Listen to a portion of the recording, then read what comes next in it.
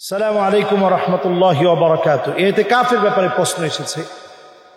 ইতিকাফ আসলে কারা করবে? ইতিকাফ কারা করবে এটা অত্যন্ত গুরুত্বপূর্ণ। আমরা মনে করি যে ধরে খুবই আদর আপ্যায়ন করে অন্তত একজনকে আমরা ইতিকাফ করিয়ে দিই, যেহেতু এটা সুন্নতে মুআক্কাদায়ে কিফায়া। ইতিকাফটা আমরা বাংলাদেশে ইতিকাফ যারা করি অনেকে না বুঝে আমরা ইতিকাফ করি, জোর জবরদস্তি করে ইতিকাফে বসানো হয়। ইতিকাফ কোনো জোরের ইবাদত না। আম্মাজান আয়েশা সিদ্দিকা রাদিয়াল্লাহু তাআলা আনহা থেকে বর্ণিত হাদিস, রাসূলুল্লাহ সাল্লাল্লাহু আলাইহি সাল্লাম ফি আশরিল আওয়াখির মিন রমাদান, রমজানের শেষ দশকটা, কানা রাসূলুল্লাহ সাল্লাল্লাহু আলাইহি সাল্লাম ইয়াতাকিফু ফি আশরিল আওয়াখির মিন রমাদান। রমাদান থেকে নবীজি সাল্লাল্লাহু আলাইহি সাল্লাম শেষের দশকটাকে ইতিকাফের জন্য বেছে নিতেন, এবং নবীজির শেষ সময়টাতে একবার ইতিকাফ করতে পারেন নাই, পরে তিনি এই ইতিকাফটা আবার করছেন। ইতিকাফকে এত বেশি হায়াতে গুরুত্ব দিয়েছেন। রমজানের অফুরন্ত সুযোগ পাওয়া, আল্লাহর কাছে নিজেকে সঁপে দেওয়া অনন্য সুযোগ ইতিকাফের মধ্যে। এই ইতিকাফ করবেন কারা? এই ইতিকাফ করবে যাদেরকে আল্লাহ রাব্বুল আলামিন তৌফিক দিয়েছেন, যাদের শক্তি সামর্থ্য আছে, তারা ইতিকাফ করবে।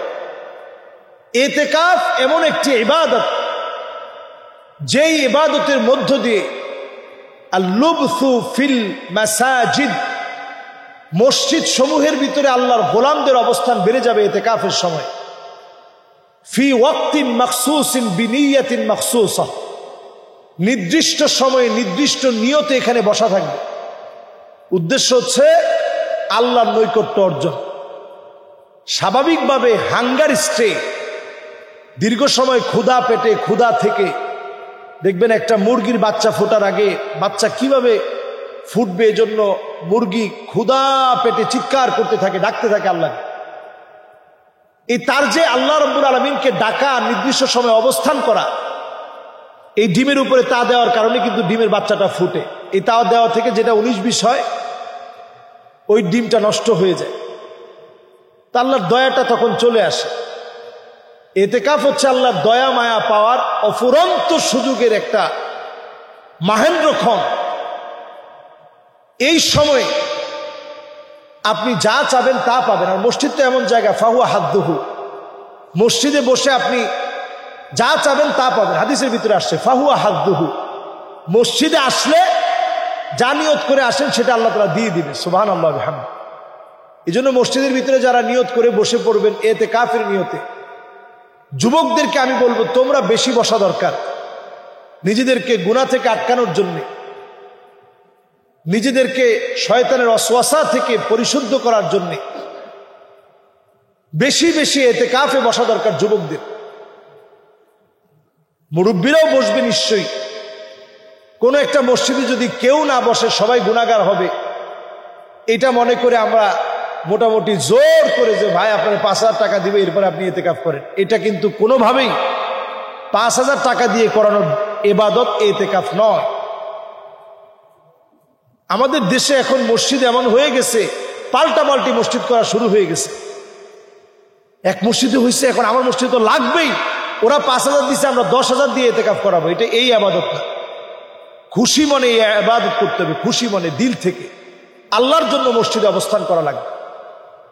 এরপরে আসি, ইতিকাফ করা অবস্থায় আমরা দুনিয়াবি কথা বলতে একেবারে পারবো না, বিষয়টা কিন্তু আদৌ এরকম না।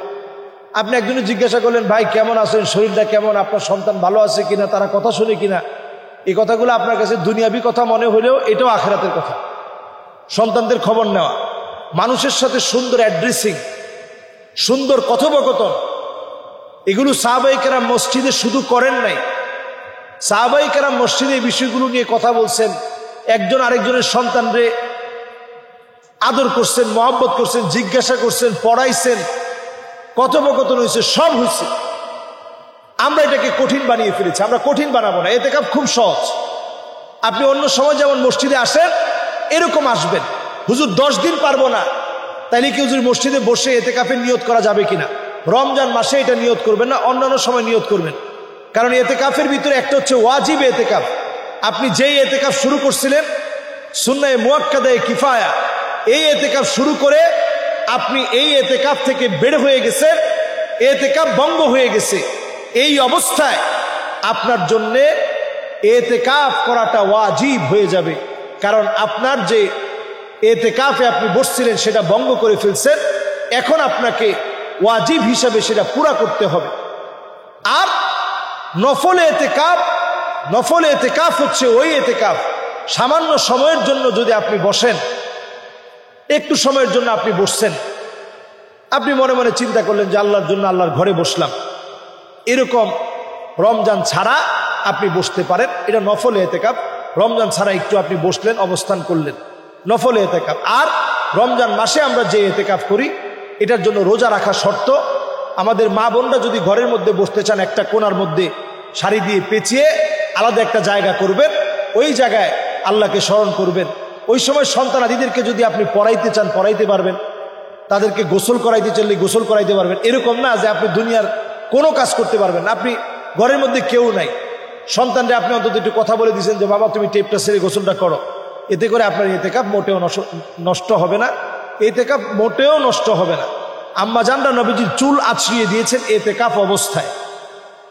কাজে আমাদের শরীয়তের বিষয়গুলো সহজভাবে সুন্দরভাবে বোঝা উচিত। আল্লাহ তাআলা আমাদেরকে বোঝার তৌফিক দান করুক। এবারের এতেকাফ আমাদের গুনাহ মাফের এতেকাফ হিসাবে কবুল হোক, আমিন। আসসালামু আলাইকুম ওয়া রাহমাতুল্লাহি ওয়া বারাকাতুহু।